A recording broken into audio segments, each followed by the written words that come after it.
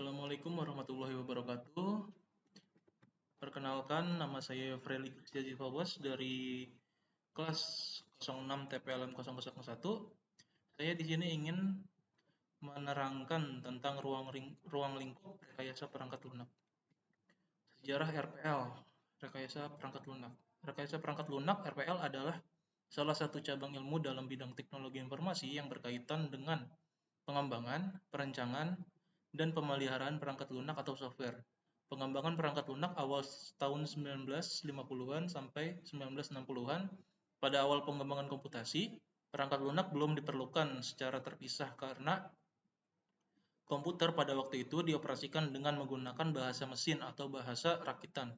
Pada masa inilah mulai muncul bahasa pemrograman tingkat tinggi seperti Fortran, Formula Translation, dan COBOL, Common Business Oriented Language, yang memungkinkan programmer untuk menulis kode dengan cara yang lebih mudah dan lebih abstrak.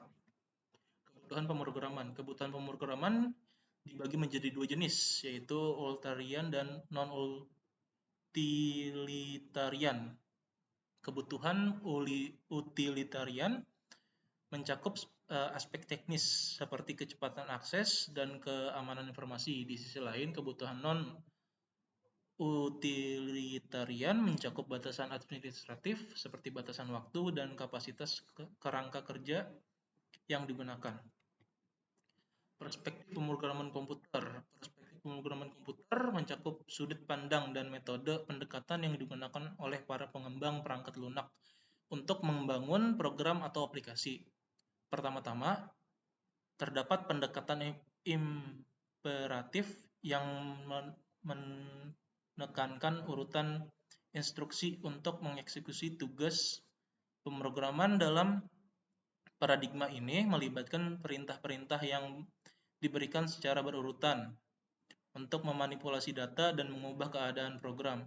Selanjutnya, terdapat pendekatan deklaratif yang lebih memusatkan perhatian pada mendefinisikan hubungan dan sifat-sifat data tanpa menentukan secara eksplisit algoritma atau langkah-langkah eksekusi.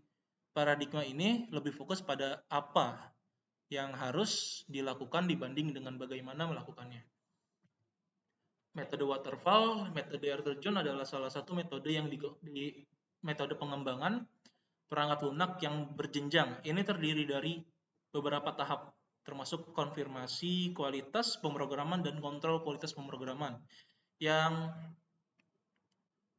pemrograman merupakan bagian integral dan siklus pengembangan perangkat lunak. Salah satu keunggulan utama metode ini adalah bahwa setiap tahap memiliki fokus yang jelas dan terdefinisi dengan baik.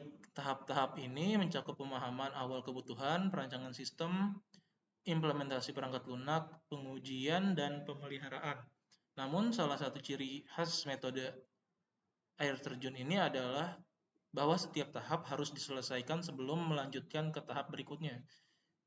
Ini memastikan bahwa setiap aspek dari perangkat lunak dikonfirmasi dan dikendalikan secara ketat sepanjang perjalanan pengembangan. Peningkatan pemrograman komputer. Peningkatan dalam pemrograman komputer telah berlangsung selama beberapa dekade. Ini mencakup seperti pengenalan pemrograman berorientasi objek, penggunaan bahasa pemrograman yang lebih canggih, dan kemajuan dalam manajemen proyek pemrograman.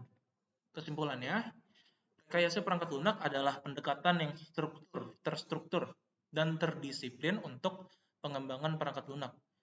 Ini bertujuan untuk memproduksi perangkat lunak yang efisien, bermanfaat, dan memenuhi kebutuhan pengguna.